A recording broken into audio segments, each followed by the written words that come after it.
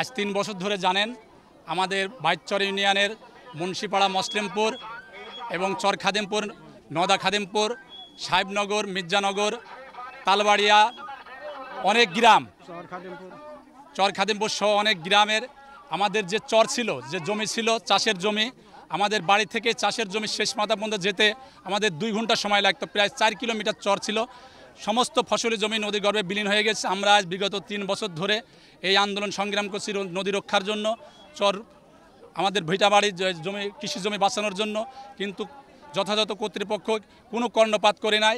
ইতিমধ্যে আমাদের এই সমস্ত ফসলি জমি নদীগর্ভে বিলীন হয়ে গেছে।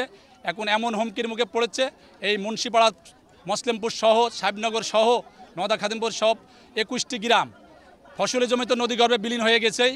এখন এই 21টি গ্রাম হুমকির মুখে যে কোনো মুহূর্তে এই 21টি গ্রাম নদীগর্ভে চলে যাবে।